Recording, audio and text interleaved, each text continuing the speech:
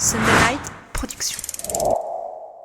Bienvenue sur le tout premier live vidéo organisé sur Twitch. Nous allons dans quelques instants vous parler de vitesse, on va parler de VMA, on va parler de fractionné, on va parler de seuil et même d'endurance. C'est parti. Bienvenue sur le podcast Dans la tête d'un coureur, l'émission de ceux qui souhaitent optimiser leur entraînement et leur préparation mentale pour faire moins d'erreurs et être plus performants. Chaque lundi, venez discuter entraînement et psychologie du coureur avec Guillaume et Fred, deux passionnés qui vivent la course à pied au quotidien. Bonjour à toutes, bonjour à tous. Nous vous souhaitons la bienvenue sur le podcast Dans la tête d'un coureur. Et aujourd'hui, nous avons le plaisir de recevoir dans l'émission l'un des coureurs les plus rapides de l'Hexagone. Il est membre de l'équipe de France en lice pour les prochains Jeux Olympiques de Tokyo sur la distance mythique du 1500 mètres. Autant vous dire que dans l'émission, ça va aller très très vite aujourd'hui. Alexis Millet, merci d'avoir accepté notre invitation. Comment vas-tu ? Bonjour à tous. Ça va très bien, merci. Et nous sommes aussi en compagnie d'un homme un peu moins rapide, il faut bien le dire, mais tout aussi talentueux. Il s'agit de Fred, co-animateur du podcast et entraîneur du groupe Élite au Stade Français Athlétisme. Fred, comment ça va toi ? Bonjour Alexis, bonjour Guillaume, bonjour à toutes et tous. Ça va très bien, surtout dans ce magnifique cadre de l'INSEP qui est couvert de blanc cette journée particulièrement ensoleillée en plus, donc au poil pour aller vite et essayer de suivre Alexis du mieux possible. C'est vrai qu'Alexis, on te reçoit aujourd'hui dans un cadre un peu particulier puisqu'on est à l'INSEP, au lieu de la performance sportive, et c'est aussi la première fois qu'on fait une émission en direct sur Twitch. D'ailleurs, pour celles et ceux qui nous suivent en direct, on va vous gâter puisqu'on vous propose de gagner une Adidas Ultra Boost 21. Alors pour jouer, c'est très simple. Il vous suffit de vous rendre sur le chat du Twitch. On va vous poser une question et puis il faudra y répondre. Alors soyez bien attentifs et attentives. N'hésitez pas à prendre des notes même parce que ça peut vous aider. Alexis, on a hâte de faire ta connaissance aujourd'hui et surtout de découvrir tous tes secrets en matière de vitesse et de préparation. Mais avant ça, j'aimerais qu'on prenne un petit instant pour te présenter et en savoir un petit peu plus sur ta carrière et surtout la relation que tu as su nouer avec la course à pied. Ça s'est fait plutôt un petit peu sur le tard parce que je crois savoir qu'au début, tes premières expériences sportives, tu étais plutôt footballeur. Exactement. C'est assez différent de la course à pied. Alors comment est-ce que tu as rencontré l'athlète ? Comment s'est passée cette transition entre le foot et la course à pied ? C'est vrai, alors j'ai commencé assez tard l'athlétisme. Ma première licence a été à l'âge de 16 ans. Après, je suis dans une famille d'athlètes. Mon père a fait du 1500, il a fait 3,39 au 15, donc il faisait partie des meilleurs Français à son époque. Ma maman faisait du 400 mètres où elle faisait 58 secondes, donc c'est quand même un plutôt bon niveau. Et donc j'ai toujours été un petit peu dans ce milieu de l'athlétisme, même si ma première licence a été une licence de foot. J'ai fait mon premier cross, le cross d'Arnel-Duc à 3 ans. Donc c'est très très tôt. Et voilà, j'ai toujours fait les cross UNSS, le cross d'Arnel-Duc tous les ans le 11 novembre. Et c'est des crosses que je gagnais souvent. Donc forcément, quand on est jeune et qu'on gagne des courses, c'est motivant pour continuer. Et j'ai toujours aimé courir de toute façon. Donc voilà, quand j'ai vu que dans le foot, j'allais pas pouvoir continuer plus loin et passer professionnel, j'ai décidé d'arrêter pour me lancer à 100%. À quel âge tu as commencé la course à pied du coup ? Alors du coup à 16 ans. 16 ans. C'était ma première licence. Et c'était pas dur pour tes parents de voir eux qui étaient des coureurs passionnés avec des très bons niveaux, de devoir aller sur le foot ? Ils essayaient pas de te ramener un petit peu sur la course à pied ? Alors pas du tout, ça a été tout le contraire parce que mon père, en fait, il m'a empêché de faire de l'athlé quand j'avais 7-8 ans. Il n'a pas voulu que je commence trop jeune pour pas que je sois lassé, pour pas que je me blesse trop tôt. Donc c'est plutôt eux qui m'ont freiné et voilà, après à 16 ans, c'était le bon moment pour commencer. Il fallait pas que ce soit beaucoup trop tard pour espérer progresser comme je pouvais le faire. Donc ils m'ont laissé. Ils t'ont laissé faire, mais ils avaient une idée derrière la tête, en fait. Voilà, c'est ça, c'est ça. Et après, mon entraîneur, c'est un ami d'enfance de mon père depuis tout petit, donc il savait que j'étais entre de bonnes mains. Et voilà, le club, le Duc, c'était leur club aussi, donc c'est un club qu'ils connaissent bien. Donc voilà, ils n'ont pas hésité à ce que j'arrête le foot. Et du coup, Alexis, la transition entre sport collectif et sport individuel n'est pas forcément évidente. La course à pied, on va dire sport individuel par excellence, où on est même plutôt solitaire. Du coup, on est quand même sur une pratique, et notamment toi avec le 1500 mètres, où on a beaucoup de séances à très haute intensité, où la notion de jeu et d'amusement peut sembler quelque peu éloignée du quotidien de l'entraînement. Toi, du coup, quelle différence tu ferais entre les deux approches, sport collectif, sport individuel ? Et est-ce qu'il y a quand même des points sur lesquels tu t'es retrouvé dans les deux ? Oui, exactement. Alors, de toute façon, je pense que même dans les sports collectifs, il y a une part d'individuel qu'il faut avoir, et dans les sports individuels, il y a une part de collectif qu'il faut avoir. Donc, on s'y retrouve toujours un petit peu. Après, moi, je sais que personnellement, quand je fais une performance, j'aime bien que ce soit dû à mes efforts. Quand je fais une contre-performance, c'est que ce soit dû uniquement à moi-même. C'est vrai que quand j'étais au foot, quand on perdait un match, je pouvais faire un très bon match moi personnellement. Et c'est toujours un petit peu frustrant de perdre alors qu'on est super content d'avoir fait les efforts qu'on a fait. Et ça, c'est vrai qu'en athlé, c'est ce que j'aime bien. Ça veut dire que quand je fais une perf, c'est grâce à moi. Quand je fais une contre-perf, je peux m'en vouloir qu'à moi-même. Donc ça, c'est cool. Et après, je sais qu'en athlé, on a des compétitions par équipe aussi quand même. Donc au cross, je me bats un petit peu avec mon club pour qu'on puisse faire des podiums au championnat de France. Et il y a les interclubs aussi où avec mon club on est plutôt bien classé. Donc il y a toujours un petit peu de collectif quand même dans un sport individuel. Ça, c'est clair au moins que l'athlétisme évite les petites engueulades, de fin de match qu'on peut connaître au foot, même en jouant entre amis. Et du coup, et au-delà vraiment par rapport à l'approche compétition, est-ce que tu fais des différences notables entre les cultures, je vais appeler ça culture running et culture football? Est-ce que... Ouais, c'est totalement différent. Moi personnellement, je trouve qu'il y a une meilleure ambiance à l'athlé. La concurrence dans le foot, ça peut vite dégénérer, surtout dans une équipe. Et moi personnellement, dans mon club, ça avait plutôt mal fini, donc j'avais pas forcément une bonne image de tout ça. Mais voilà, je sais que moi, avec mon groupe d'entraînement, on s'entend tous super bien et on s'entraide pour toujours aller de plus en plus vite à l'entraînement. Et je pense que ça tire tout le monde vers le haut, le fait d'avoir un groupe et de ne pas s'entraîner tout seul aussi. Ouais. Mais c'est vrai que la notion de jeu, elle est un peu différente parce que tu vas appeler tes amis pour dire allez venez les gars, ce week-end on va se faire un foot.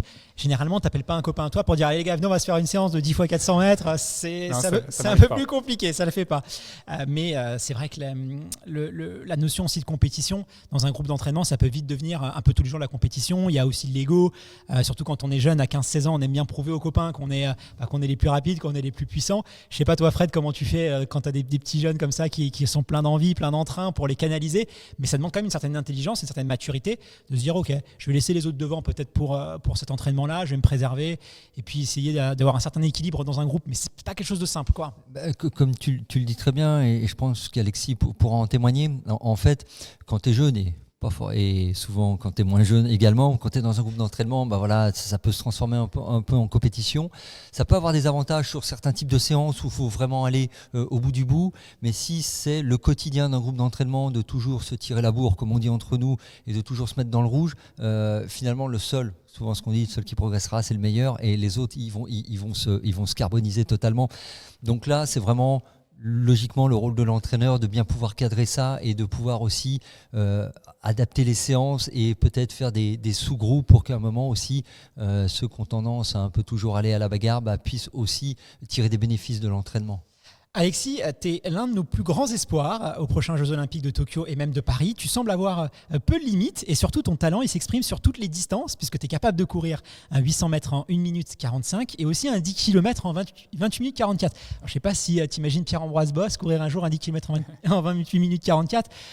Je crois que c'est pas pour tout de suite. C'est assez rare d'avoir un athlète avec autant de polyvalence, avec une palette aussi de talent aussi qui peut s'exprimer sur autant de distances. Alors c'est quoi quelles qualités tu as pu développer qui t'ont permis d'être aussi bien rapide qu'endurant? Parce que souvent on met l'un contre l'autre. On ne peut pas être rapide et endurant et inversement. Toi, c'est quoi les qualités que tu penses que tu as qu'ont pas forcément les autres coureurs pour avoir ces doubles performances? Alors oui, c'est vrai que j'ai la chance d'avoir cette polyvalence. C'est quelque chose que j'ai acquis avec les années parce que quand j'étais plus jeune, sur le long, j'avais quand même plus de difficultés. Après, moi, ma spécialité, ça reste vraiment le 1500 mètres, le 800 et le 1500, on va dire. Et l'hiver, j'en profite pour travailler tout ce qui est le foncier, donc la caisse, avec beaucoup de volume d'entraînement. Et avec les années, je me suis découvert un petit peu de qualité sur le long, donc ça m'a permis de faire 28-44. Mais donc c'est polyvalent pour un coureur de 800-1500, mais je fais pas partie du top niveau mondial sur le 10 km. Donc c'est intéressant pour... Parmi les meilleurs de France, 28-44. Ouais, voilà, parmi les meilleurs de France, mais mon chrono sur 1500, c'est un chrono de niveau mondial. Mon chrono sur 10 km, ça reste un très bon niveau national, on va dire. Donc quand même, je suis vraiment un spécialiste de 1500 avec une bonne capacité sur le long, mais le long n'est toujours pas ma spécialité quand même. Et du coup, pour rajouter à la polyvalence qu'a souligné Guillaume, et tu en parlais, ce que tu parlais de la préparation hivernale, tu es aussi un excellent crossman. Et malheureusement, cette année, le monde de la course à pied, de l'athlétisme, va être privé de championnat de France. Alors, les championnats de France avaient déjà été annulés l'an dernier, mais on avait eu les tours précédents. Cette année, il n'y a pas du tout de saison hivernale.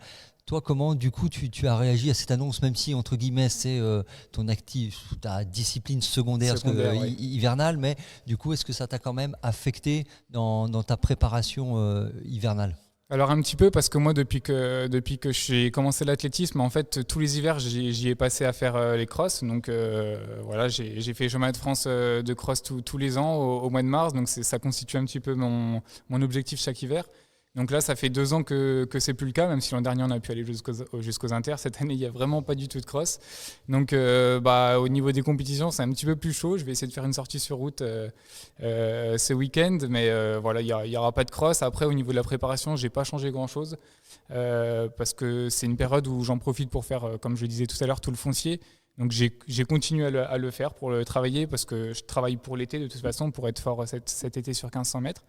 Et donc voilà, j'ai fait le travail comme d'habitude et c'est juste qu'il y a moins de compétition, quoi. Et du coup, en l'absence de cross, tu n'avais pas pris l'option de préparer spécifiquement la salle sur 800, 1500 ? Alors ça aurait pu être une solution, mais malheureusement je me suis blessé au mois de novembre, donc j'ai repris un petit peu tardivement.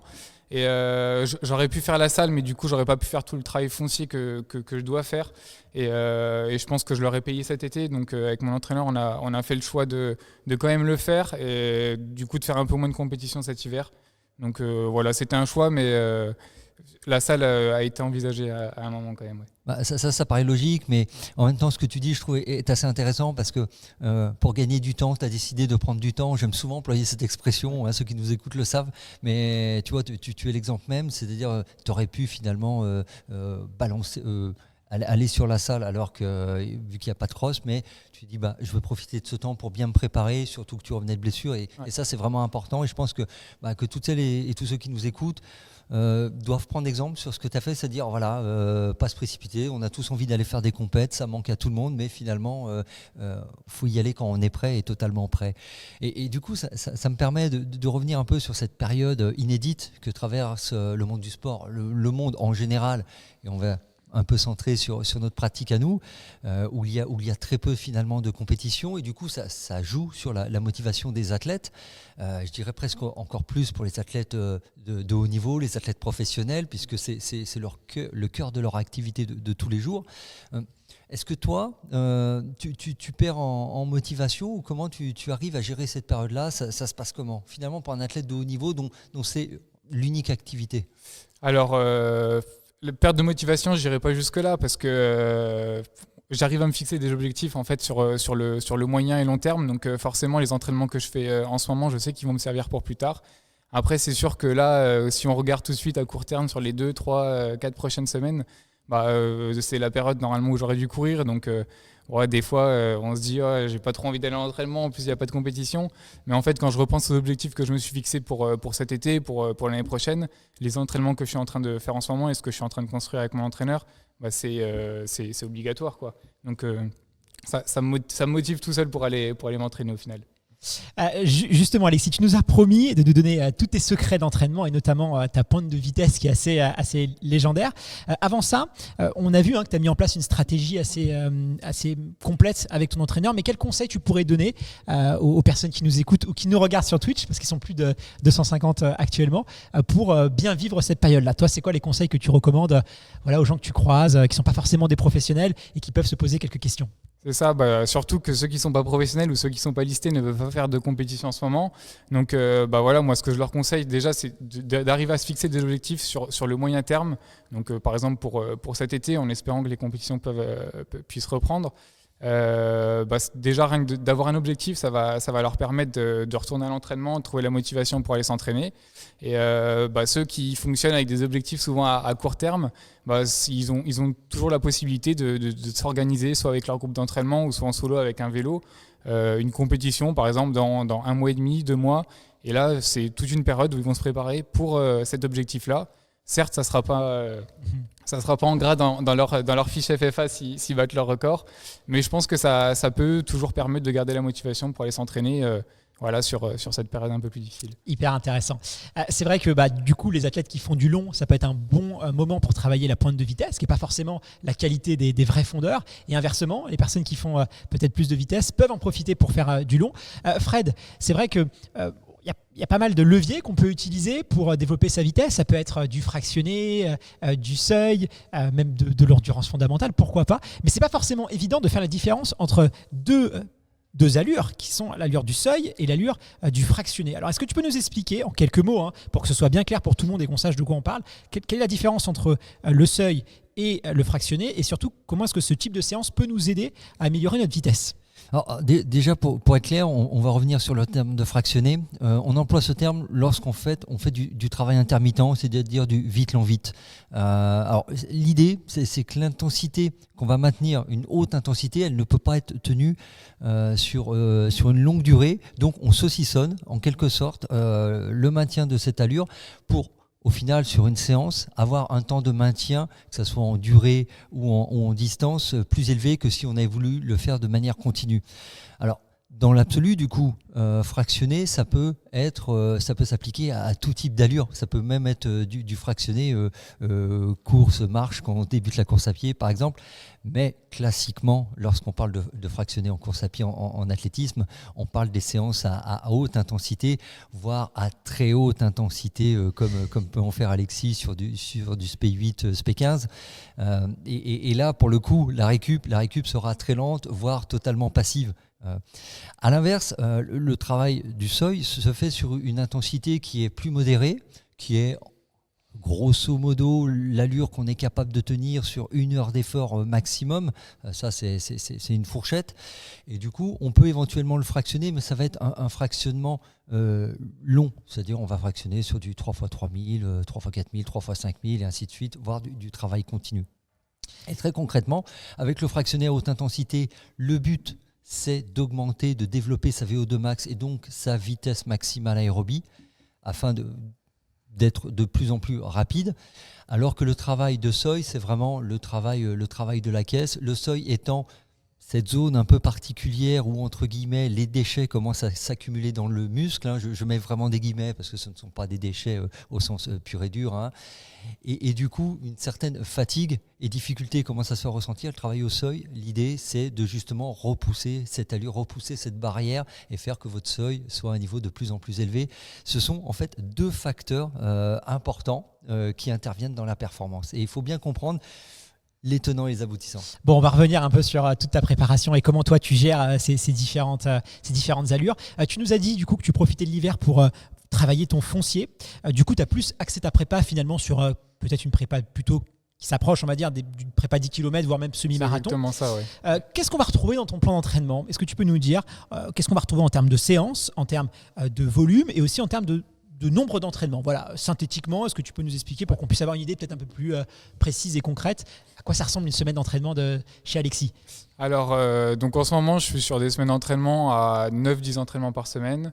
J'essaie de rester sur du 100-110 km par semaine. Voilà, pas trop plus, sauf quand je suis en stage. Et j'essaie de ne pas faire beaucoup moins. Et après, au niveau de l'organisation, donc moi, j'ai des séances le lundi, mercredi, vendredi.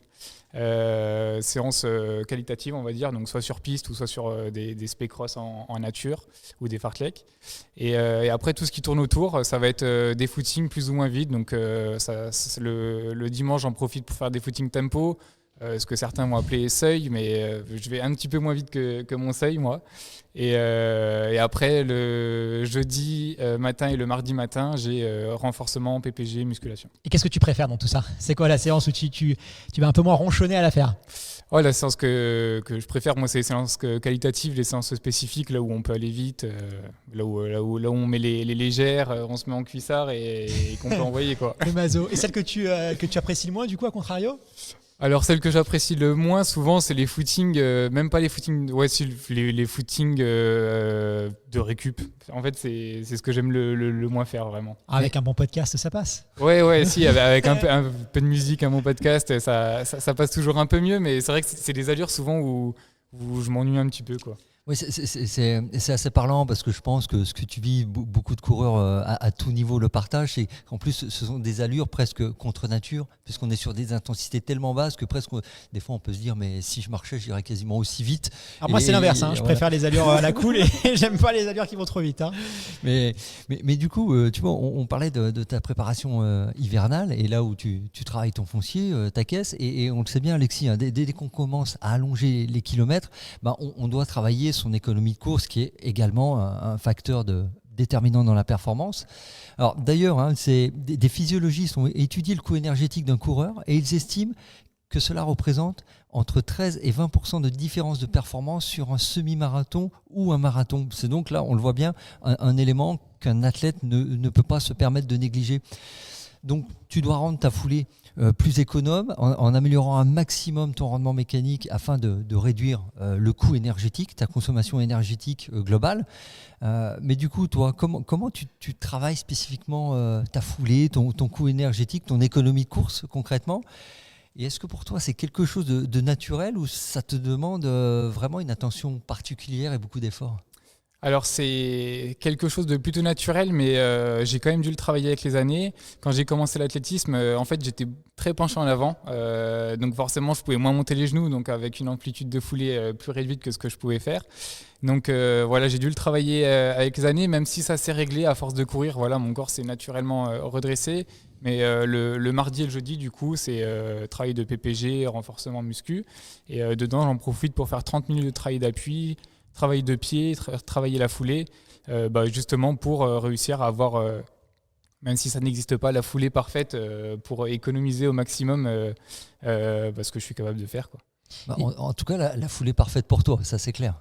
Oui, voilà, la foulée parfaite pour moi, ouais, c'est ça. Et sur le relâchement, est-ce que pendant tes footings, tu penses à relâcher ? Est-ce que c'est quelque chose que tu as souvent en tête ou finalement tu ne penses pas du tout ? Alors sur les footings, non. Sur les séances, j'essaye d'y penser, ouais, surtout sur les séances lactiques, donc les séances où on va très vite ou qui durent un peu moins longtemps. T'as le temps de penser à ça ? Ouais, justement, j'essaye d'y penser à l'entraînement, comme ça je sais qu'en compétition, j'aurai pas besoin d'y penser. Mais voilà, le dernier 100 mètres, quand on commence à avoir les genoux qui montent plus très haut, j'essaie de me dire justement, voilà, relâche bien les bras, concentre-toi sur ta foulée. Et c'est vrai que ça fait plusieurs années que je me dis ça, et maintenant en fin de course, même si ça devient dur, je trouve que le placement reste plutôt correct. Mais ça, c'est quelque chose de très intéressant et je pense qu'on peut le tous appliquer chez nous avec notre niveau. C'est-à-dire que finalement, quand la séance a commencé à devenir un petit peu difficile, un petit peu dure, on a tendance à faire la grimace, à se cristalliser, à se dire « Oh mon Dieu, c'est dur, c'est dur ». Peut-être qu'on peut essayer de détourner l'attention pour essayer de se dire, justement, au lieu de penser des choses négatives, allez, j'essaye de me relâcher, j'essaye de baisser les épaules, de hausser la tête. Et puis finalement, on pense moins à la douleur et la séance, ça passe un peu plus simplement, quoi. Exactement, et je pense que même il vaut mieux perdre une demi-seconde, une seconde ou une seconde et demie sur l'effort qu'on est en train de faire, mais rester relâché plutôt que de vouloir aller une seconde plus vite et en étant crispé. Et je pense que ça sera plus bénéfique pour ensuite la compétition. Ouais. C'est un très bon conseil. Ouais. Alexis, tu es un coureur de 1500 mètres. C'est une distance où la vitesse, évidemment, elle joue un rôle absolument essentiel. On va faire un petit jeu, ça va pas être très drôle pour toi, mais imagine que tu as perdu toute ta pointe de vitesse. Tu n'as plus rien, quasiment plus rien. Ouais. Et que pour la récupérer, tu as le droit à faire seulement 3 séances. 3 séances, ça peut être un 10 x 400, un 3 x 1000, mais pas plus que 3. Qu'est-ce que tu choisis ? Ça peut être des footings aussi, ça peut être n'importe quoi, mais seulement 3 types de séances. C'est quoi que tu choisis ? Parce que pour venir à ton meilleur niveau... Alors, première séance, je pense que je vais prendre une séance de vitesse pure. Je pense que ça sera 3 fois 200, 150, 100. Récup 3 minutes entre les efforts et 6 minutes entre les blocs. Donc ça, c'est vraiment de la vitesse où il faut aller à balle sur tous les efforts, faut pas réfléchir, quoi. Ensuite, je pense que je vais prendre des séances un petit peu plus longues parce que sur 1500, en fait, on n'est pas des coureurs de 100 mètres, donc on n'a pas besoin de courir 10 secondes 5 en fin de course. Un coureur qui court 12 secondes, ça suffit largement sur un dernier 100 mètres. Du coup, je pense que ça serait des séances type 3 x 500 où j'essaye de les faire en 300 mètres allure course, 200 mètres le plus vite possible derrière, en enchaînant. sans s'arrêter. Et la dernière? Et la dernière séance, je pense que je vais partir sur un 2 x 5 x 200. Et du coup, Alexis, là justement, on parlait vitesse, juste avant on parlait économie de course dans cette période foncière, et le travail que tu dois développer dans les deux, finalement, peut apparaître un peu antinomique ou opposé, puisque le coureur de 1500, il recherche l'explosivité, il va plus rechercher l'efficacité que l'économie de sa foulée. Donc du coup, quand tu repasses sur vraiment du spécifique pour toi, c'est-à-dire du travail très court et très intense, est-ce que tu as une période de réadaptation à ce type d'effort? Oui, complètement. Donc moi, quand je sors de la saison hivernale où j'ai fait beaucoup de kilomètres, souvent j'ai 3 semaines où j'ai besoin de retrouver ma foulée de pistard, justement, de la foulée qui va vite.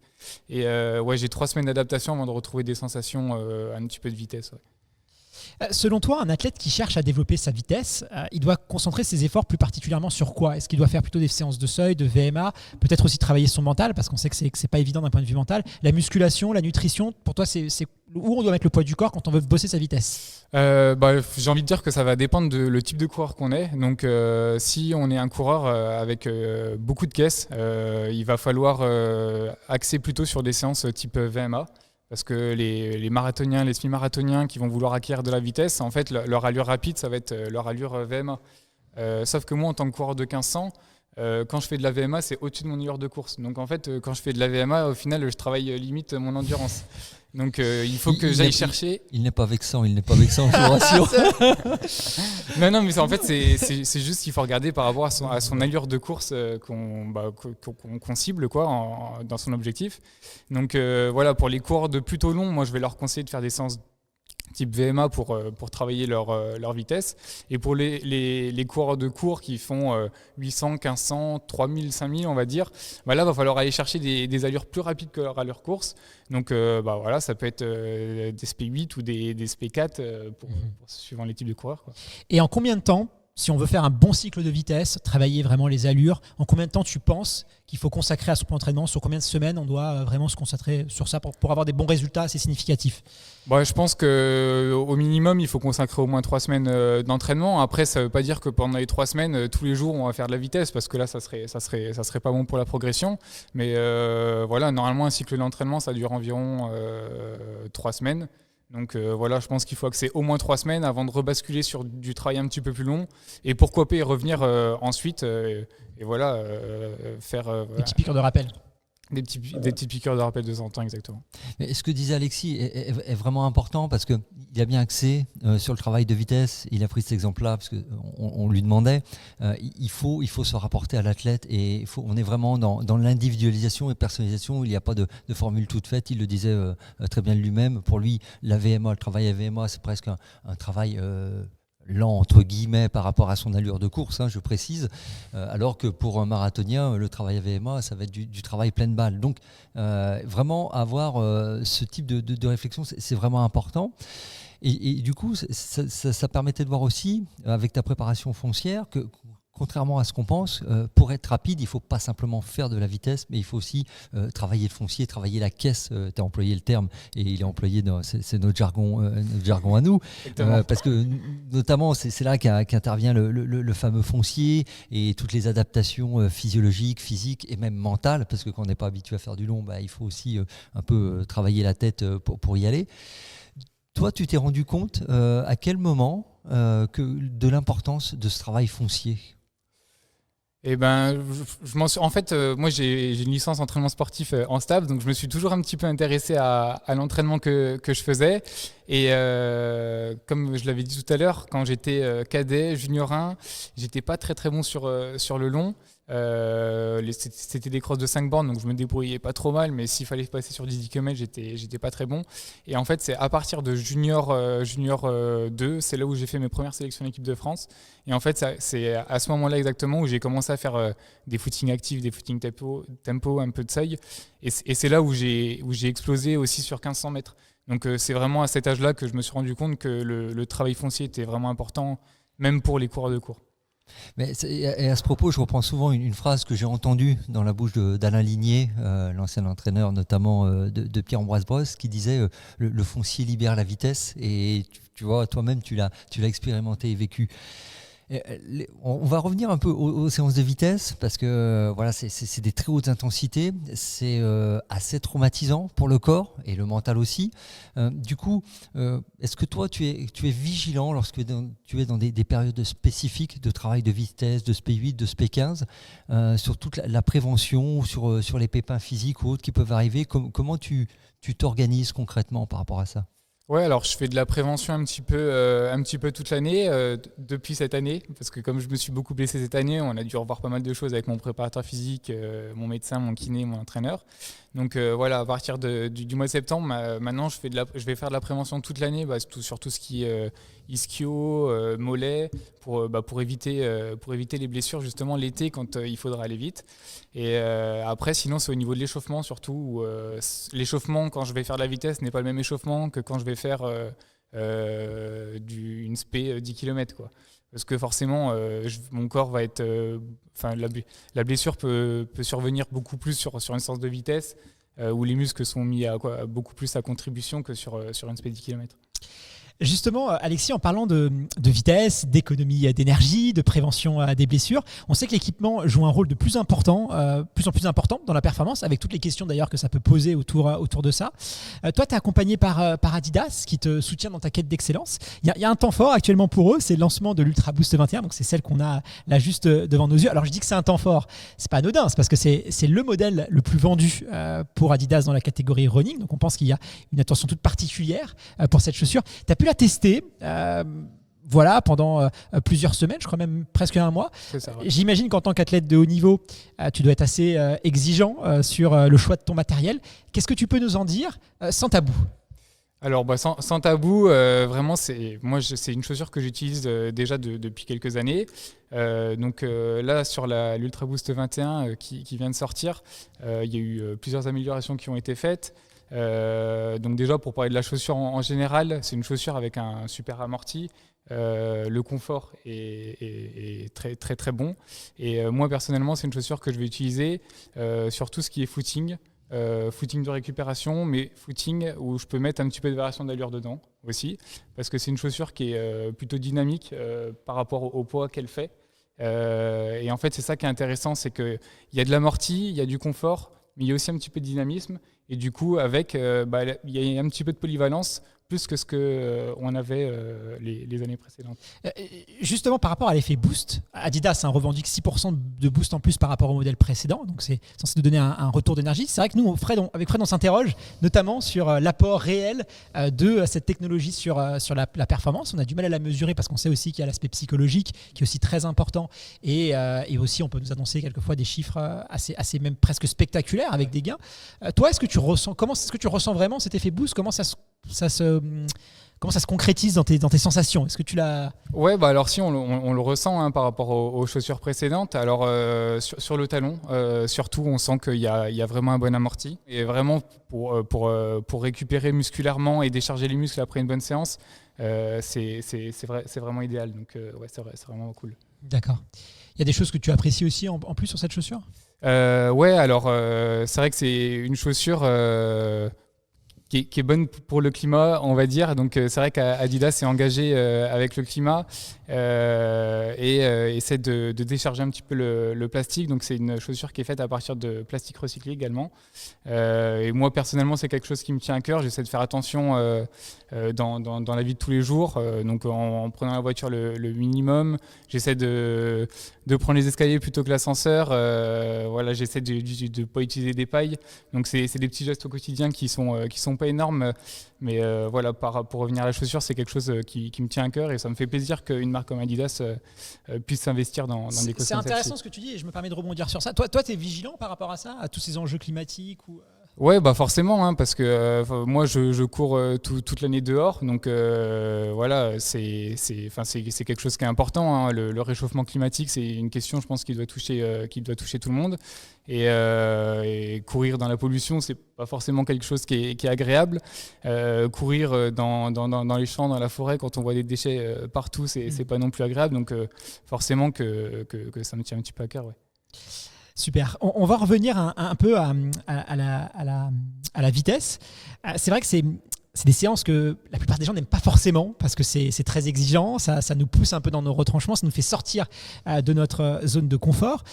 Quel conseil tu pourrais nous donner pour rien lâcher? Tu sais, quand les jambes commencent un peu à brûler, quand on commence à manquer d'oxygène, voilà, toi tu fais des séances qui sont extrêmement exigeantes, extrêmement douloureuses pour le corps. Comment tu fais pour pas craquer?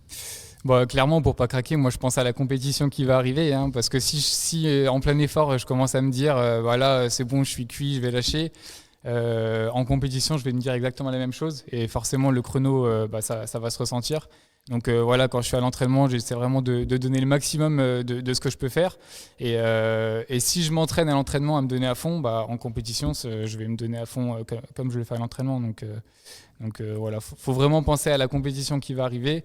Et c'est comme on disait tout à l'heure, pour garder la motivation, il faut penser aux objectifs qui vont venir. Bon, c'est souvent ce qui marche d'ailleurs. Ou sinon, on est avec les copains et puis on n'a pas le choix. Eux, ils courent, il faut courir aussi, quoi. Il y a ça aussi. Quand on a la chance d'avoir un groupe, c'est vrai que ça aide à repousser ses limites. Hein. C'est une vraie chance, parce que moi qui ai suivi une prépa marathon, et je pense à tous les auditeurs ou les personnes qui nous suivent sur Twitch le savent, quand tu as quelqu'un qui t'attend, quand tu peux partager la séance, les moments difficiles, quelqu'un qui est là aussi pour te soutenir quand ça va pas, te dire allez, lâche pas, on est ensemble, c'est un vrai plus, quoi. C'est vrai qu'il y a cette dimension de rivalité, mais il y a aussi ce soutien qui est hyper important avec le partenaire d'entraînement. Exactement, et c'est pour ça que c'est un sport individuel, et on en parlait tout à l'heure, c'est qu'il y a aussi une dimension collective, et notamment quand on a un groupe d'entraînement, voilà, faut qu'il y ait une concurrence, mais une concurrence saine, quoi, on va dire. Mais justement, là, on aborde, on va dire, l'impact psychologique, mental sur l'entraînement, sur la performance.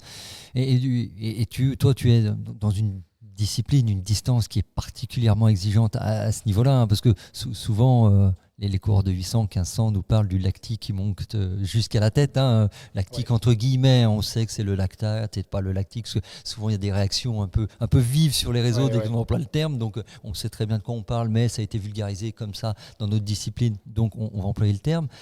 Donc du coup, l'approche psychologique mentale est fondamentale, et t'en parlais, tu le travailles aussi pendant tes séances en disant si je lâche là, je vais le reproduire en compétition. Mais est-ce que ton travail se limite un peu à ce travail de résistance, ou par ailleurs tu fais appel à un préparateur physique? Comment tu essayes de te libérer des pensées limitantes, comme on dit? Est-ce que tu fais un travail particulier au quotidien, toute l'année, juste à l'approche des grandes compétitions? Ça s'organise comment? Alors moi, je consulte personne je vois pas de préparateur mental pour ça.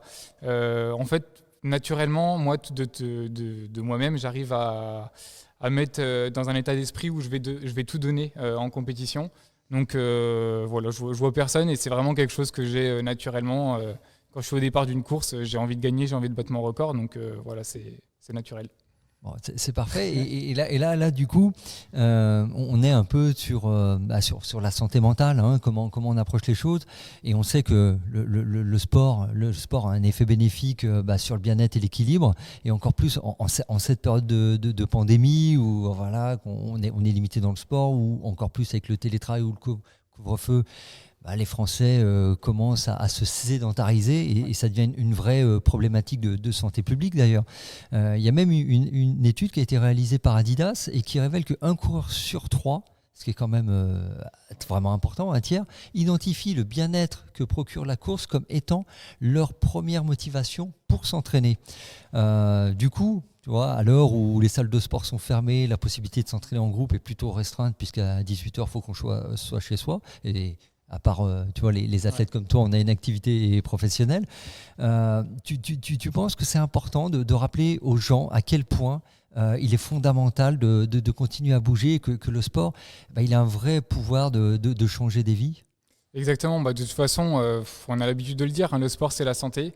Donc bien évidemment qu'il faut bouger, c'est pas forcément faire du sport, c'est faire de l'activité physique. Donc voilà, ça peut être aller marcher, aller courir, aller au travail en marchant plutôt qu'en voiture, prendre l'ascenseur plutôt que prendre les escaliers, même aller jardiner, tout ça, c'est vraiment bouger, faire bouger son corps pour être en bonne santé.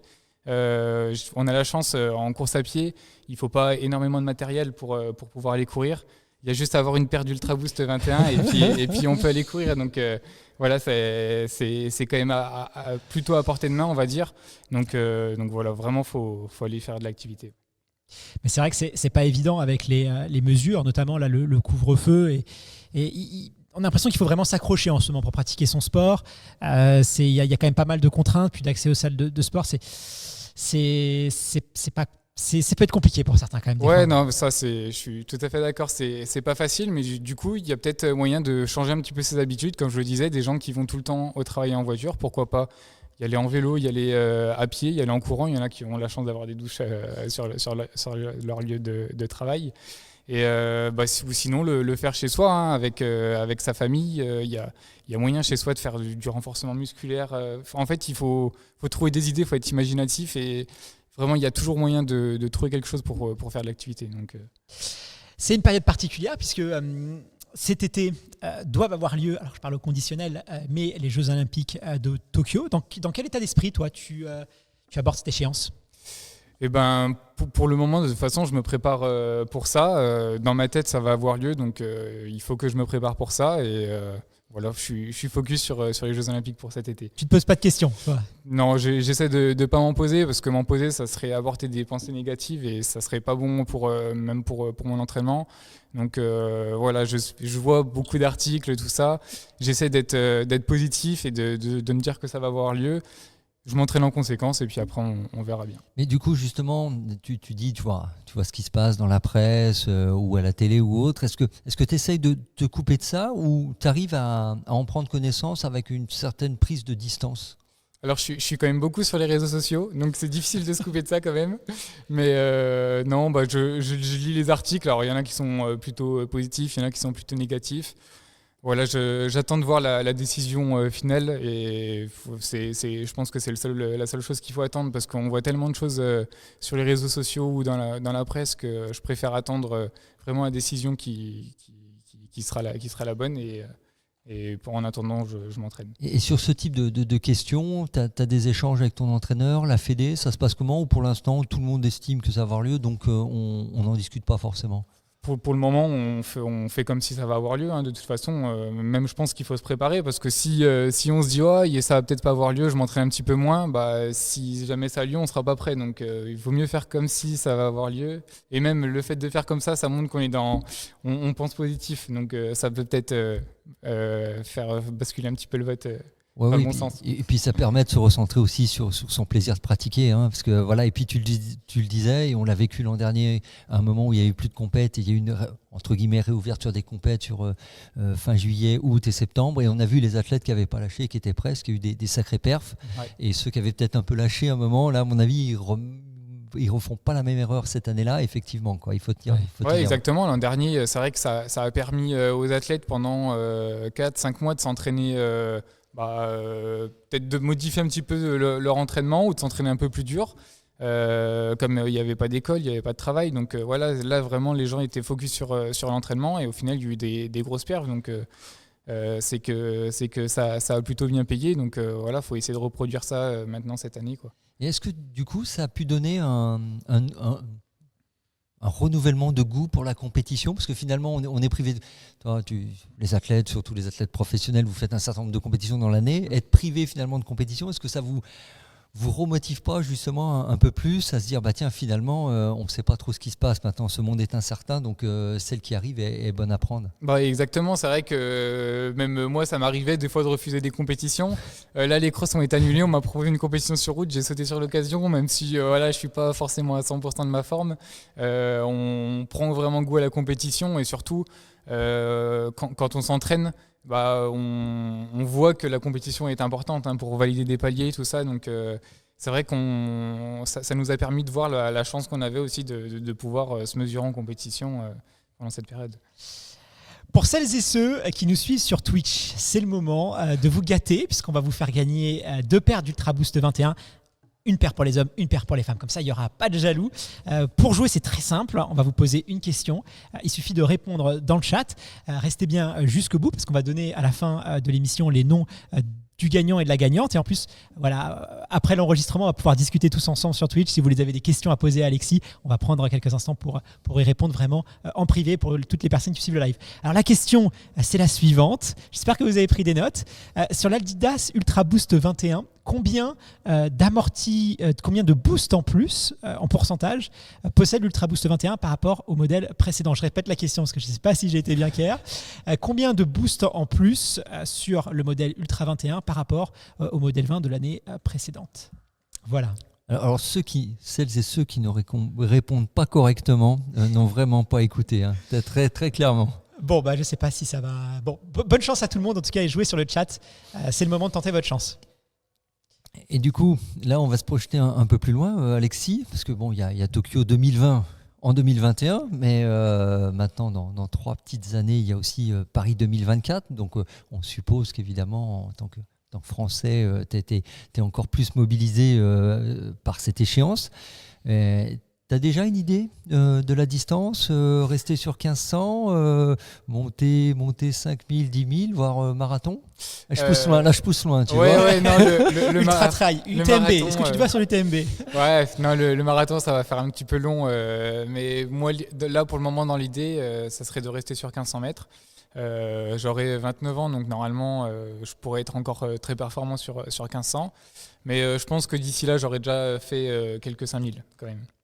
Donc on verra. C'est une distance qui t'attire pas forcément. Toi, tu te sens pistard, la vitesse c'est ton truc et. Ouais, là, de toute façon, je sens que mes qualités sont faites pour la piste, hein, sur 800, sur 1500, sur 5000. Après, marathon, ça va commencer à être un petit peu long. Il y en a qui l'ont fait. Hein. Je vois Florent Carvalho qui est monté sur marathon et qui était un coureur de 1500.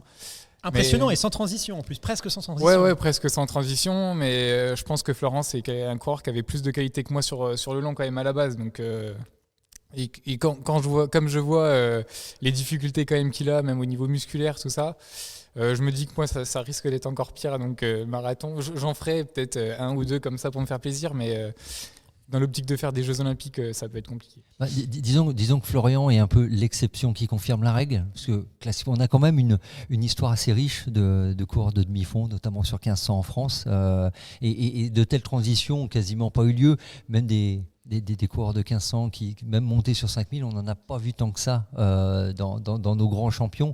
Donc c'est vraiment très rare et particulier. Et même le grand Hicham El Guerrouj s'était tenté aux 5000 avec succès d'ailleurs, mais voilà, il n'était pas allé plus loin, parce que ça reste un bon phénoménal à accomplir. Hicham El Guerrouj sur marathon, ça aurait été sympa à voir quand même, Fred. Hein. Ouais, je sais pas s'il pense la même chose. ouais, non, mais c'est surtout en fait au niveau musculaire où quand on fait de la piste, on a besoin d'avoir une foulée très efficace et pas forcément économique pour faire du long. Et quand on va repasser sur des longues distances, moi je vois quand je dois faire en début de saison des footings de 20 bornes déjà, au niveau musculaire c'est déjà pas facile. Donc faire le double, ça va être encore plus dur. Alexis, on approche bientôt de la fin de notre conversation. C'est fou ce que le temps passe vite, c'est vraiment un échange passionnant. Ouais. Je te propose de jouer un petit jeu. Voilà, c'est la première sur live, c'est la première sur Twitch, donc on va essayer de rendre le truc un peu ludique. Le jeu, le principe est très simple. Hein. Tu vas nous répondre le plus spontanément possible, sans réfléchir presque, et donc le plus vite possible, entre 2 choix. Est-ce que tu es d'accord pour jouer avec nous ? Ça marche, je suis joueur. Alors, la première question, seuil ou VMA ? VMA. FIFA ou sortie longue ? Sortie longue. Bain froid ou massage ? Massage. Twitch ou Instagram ? Instagram. Cross-country ou piste ? Piste. 6 x 1000 ou 15 x 300 ?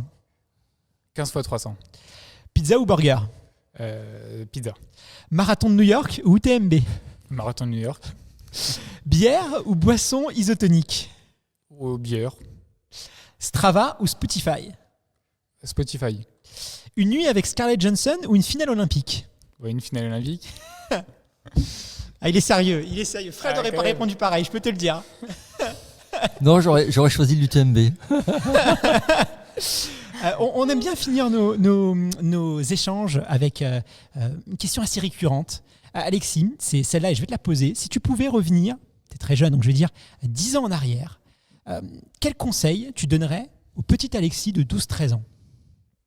Eh ben, je lui conseillerais de faire un peu plus de caisses dans les catégories jeunes. Non, Franchement, je sais même pas les conseils que je pourrais me donner parce que en fait, j'ai été très bien conseillé dès les catégories jeunes par mon père, par mes parents qui étaient athlètes, par mon coach qui a fait quand même 3,35 au 1500. Donc voilà, il a fait une demi-finale aux Jeux Olympiques à Séoul en 88. Et en fait, j'ai toujours été très bien conseillé par mes proches et les conseils que je donnerais, c'est les conseils qu'on m'a donnés. Donc en fait, je pense que je changerais pas grand-chose. Fred, avant de clore cet échange et de continuer et de poursuivre sur Twitch avec ceux qui nous suivent, comment tu pourrais synthétiser est-ce que tu as quelque chose à rajouter Moi, je voudrais revenir sur un élément dont a parlé Alexis. Il est revenu 2 fois dessus. C'était pas sur le même thème, mais c'est je le fais à l'entraînement pour qu'en compétition, ça soit un automatisme. Il en a parlé pour sa foulée, pour son placement et pour le mental. Et c'est vraiment, finalement, je pense, la clé de l'entraînement et finalement le but ultime de l'entraînement. Alors ça peut paraître un peu robotique, schématique, mais c'est qu'après, on fasse les choses de manière automatique. C'est-à-dire qu'à un moment, on ne réfléchit plus, on y va, on ne se pose pas les questions. Et parce que tout ça, on l'a fait, on l'a répété des dizaines, des centaines, des milliers, voire plus de fois. Et que c'est tellement finalement rentré et ancré en nous que ça devient un automatisme et qu'on ne se pose pas la question de comment doit être ma foulée, comment je dois attaquer le sol, quel doit être mon placement de bras, de bassin, ma tête, qu'est-ce qu'elle doit penser, est-ce qu'elle se laisse la possibilité d'arrêter ou pas. Non, parce qu'à un moment, je l'ai travaillé tout le temps à l'entraînement. Et c'est finalement ça, je pense, le bénéfice induit le plus important pour un athlète, c'est de savoir créer ces automatismes et ces formes de répétition. Et il l'a très bien expliqué. Donc voilà, je pense qu'avec ces quelques exemples qu'il a pris, il a résumé l'essentiel. Merci beaucoup Alexis pour cet échange, c'était une conversation très sympa. Écoute, je te dis à très bientôt, tu es la bienvenue dans le podcast, peut-être après les Jeux Olympiques tu pourras recueillir tes impressions. Et puis on se retrouve tout de suite sur Twitch. À bientôt. Salut. À bientôt. Hop là, merci beaucoup Alexis, c'est super. On va passer au chat. Alors je ne sais pas si sur Twitch ça vous a plu. On va bientôt vous révéler le nom des gagnants. Vous inquiétez pas. On est encore en direct sur Twitch, mais on a coupé la partie podcast. Ça s'est bien passé, ça va Ouais, nickel. Juste à un moment, j'ai cru que mon casque s'était arrêté. Du coup, j'ai cru que mon micro était mort, mais non, ça va. Est-ce que vous avez des questions pour celles et ceux qui nous suivent sur Twitch? Alors moi, je suis sur le chat là en ce moment. Je regarde. Je ne sais pas si PE, tu as peut-être remonté déjà des questions. Hop. Tu t'es pas entraîné aujourd'hui? Non, mais je vais y aller après. Non, c'est pas jour de repos. Je vais y aller après, justement, avec Johan Koval. Avec Johan Koval? Oui. Ah, il est présent, il est sur Paris alors? Il est présent, oui. D'accord. Alors, on a une question de Antoine 1633 sur le chat. Sinon, Alexis change de chaussures pendant ses séances. Échauffement, travail, récup. Comment ça se passe? Alors oui, je change de chaussures. Donc j'utilise un modèle pour l'échauffement, donc qui va être par exemple les Ultra Boost 21, ça peut être les Solar Boost par exemple. C'est souvent un modèle avec de l'amorti que je peux utiliser pour les footings. Et après pour les séances, donc soit je vais mettre une paire de pointes quand c'est des SP15, des SP8, ou alors sinon ça va être des chaussures type compétition comme ça peut être les Adios Pro, les Takumi, ça dépend ce que je vais rechercher sur la séance. D'accord. On a une autre question de F. Favard, je ne sais pas. Hello Alex, combien de temps avant les compètes tu lèves le pied sur la PPG, le renfo, la musculation, ce genre de choses? Alors souvent c'est dans la semaine de la compétition, donc en fait ça va dépendre. Il y a toujours une période avant la période de compétition où je vais partir en stage, donc là j'en profite pour bien charger, bien m'entraîner, et après je vais rentrer souvent dans une période de compétition qui va durer 3 semaines à mois. Et là, pendant toute cette période, je vais commencer à relâcher, mais je commence à relâcher une semaine avant la première compétition, parce que qu'il faut quand même récupérer un petit peu et assimiler le travail qu'on a fait sur les stages. Et la veille d'une compétition, tu fais une petite séance spécifique Non, la veille d'une compétition, je fais un échauffement seulement. Échauffement complet avec des lignes droites. En fait, je fais 20 minutes de footing. Ouais. Et ensuite, je fais des gammes et des lignes droites. Des lignes droites, t'en fais une dizaine? Ouais, c'est ça. Ok. On a une autre question de Cola18. Quel est ton partenaire d'entraînement préféré? Je sais pas si ça, j'espère que c'est pas mon groupe d'entraînement parce que sinon je vais les engueuler. On dirait un peu ça quand même, hein. Ça sent le... Non, je m'entraîne qu'avec des gens qui sont pas cool, donc j'ai pas de partenaire préféré. On a une question. C'est parce que t'as pas encore couru avec Fred, ça. C'est pour ça. On a une question de Corentin qui nous demande est-ce qu'Alexis va se frotter au record de France du mail qui date de 1995 ? Ah, c'est dans un coin de ma tête. Après quand, je ne sais pas encore, mais il y aura une tentative. Un jour ou un autre, il y aura une tentative. Question de Moumou 25 000. Qui est ton idole en termes de sportif ? Alors, tout sport confondu, hein, pas forcément comme un course à pied. Moi, tout sport confondu. Ouais, allez. J'ai pas vraiment de fan, mais moi je sais que dans l'athlé, ma référence a toujours été Florent Carvalho. Mhm. Voilà, quand j'ai commencé l'athlé, c'était le coureur de 1500 qui était le meilleur de France. Et voilà, j'aime bien son état d'esprit et la carrière qu'il a eue. Donc voilà, mais sinon j'ai pas vraiment de fan. D'accord. Une question de T1 qui nous demande est-ce que tu as déjà connu des blessures et si oui, lesquelles ?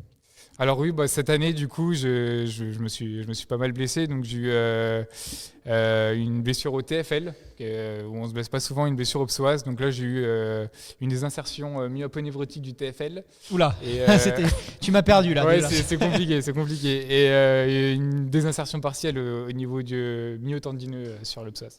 D'accord. Comment t'as fait un peu de rééducation ? Comment tu t'en es Alors ouais, c'était une période de repos d'abord et après une période de réathlétisation avec mon kiné et mon préparateur physique. On a une question de Nolwenn qui nous demande qu'est-ce que tu manges la veille d'une compétition ? Alors moi j'essaie de pas trop m'imiter au niveau nourriture, j'ai pas de régime particulier. Alors je vais pas manger au McDo bien entendu, hein, mais je mange des choses vraiment simples. Ton entraîneur ne nous écoute pas, hein, tu peux y aller. Hein. Ouais, non, mais il peut m'écouter, il y a vraiment pas de souci, mais ça m'est arrivé d'aller... entre nous là, c'est juste des gens de Twitch. Hein, non mais ça m'est arrivé d'aller au flunch manger des frites la veille de course, mais voilà, ça m'arrive de prendre du poulet, du riz, des pâtes, des choses très basiques hein, au final. Une question de Joe Haidt qui nous demande quel moyen de récup tu fais après une grosse séance. T'as un petit protocole Ouais, alors après les grosses séances, souvent j'ai la chance d'avoir un kiné qui vient à l'entraînement. Donc du coup, je profite d'un massage de récupération tout de suite après la grosse séance. Et après, moi, je vois mon kiné aussi personnellement 2 fois par semaine en plus. Ah ouais, quand même. Ouais. En plus des 3 fois où il y a un kiné qui vient après l'entraînement. Donc ouais, ça peut faire 4 à 5 séances kiné par semaine. Et sinon, après, j'ai la chance de pouvoir faire aussi du bain froid. J'ai un spa chez moi, donc je peux faire aussi du spa. Et j'ai des bottes de presso. Donc voilà, c'est tous les moyens de récupération. Ouais, tu limites pas sur les moyens, tu fais ça à fond. Ouais, c'est ça. Je pense que c'est assez important. Hein. C'est la récupération, c'est ce qui me permet aussi d'enchaîner les séances, d'être performant en compétition. Donc c'est important. Sur le chat, TomTom nous demande si ce soir tu es chaud pour manger un petit poulet croustillant linguine. Est-ce que ça t'irait ? Pourquoi pas, mais ce soir je mange chez ma sœur, je sais pas ce qu'elle a prévu, mais bon, en tout cas, elle a le menu. Si elle sait pas quoi faire, elle a le menu. Je sais pas, c'est peut-être un truc entre vous. Est-ce que tu fais des étirements, nous demande Seuil 29. Tiens, un amoureux du seuil. Oui, alors j'en faisais vraiment pas il y a encore 1 an, et c'est vrai qu'avec toutes les blessures que j'ai eues, du coup on s'est pas mal remis en cause, et donc maintenant oui, je fais pas mal d'étirements. J'essaie 1 fois tous les 2 jours de faire 20 minutes le matin, et le mardi et jeudi après mon renfort et ma VPG, je fais une 20aine de minutes aussi. D'accord. Bon, c'est le moment de faire gagner nos chaussures, notre Adidas Ultra Boost. Tiens, tu peux m'en passer. Elle est jolie, hein, on peut dire qu'ils l'ont. Elle est jolie. Ouais. C'est vrai qu'on accorde de plus en plus d'importance quand même. On va pas se mentir, on est entre nous. C'est important le design, hein, c'est pas que ça, mais c'est quand même, on aime bien être fier de notre matériel. Donc ça, on peut dire qu'elle est quand même réussie. Alors, une main innocente a tiré au sort 2 gagnants. Hop, je vais revenir. Alors, félicitations à Véro 01 320 et Thibaut DES à la fin. Véro 01 320 et Thibaut DES à la fin. Bravo, cette chaussure est à vous, on va vous l'envoyer. Il suffit juste de nous envoyer un petit message sur Instagram pour qu'on puisse récupérer votre adresse postale et vous allez pouvoir courir avec. N'hésitez pas à nous envoyer un petit message, à faire une story pour nous dire ce que vous avez pensé. C'est toujours intéressant d'avoir vos retours. Alexis, merci beaucoup. Merci à toutes celles et ceux qui nous ont suivis sur le chat. Vous avez été très nombreux, on est surpris, on est très contents. J'espère que ça vous a plu. Si vous aimez bien ce type de format, on n'hésitera pas à réitérer les live vidéos sur chat. En tout cas, c'est super cool de pouvoir échanger avec vous. Et puis en plus, il y a des questions qu'on n'a pas pensées, donc c'est top. Merci beaucoup Alexis, on va te libérer. Merci. Merci Alexis. À bientôt tout le monde.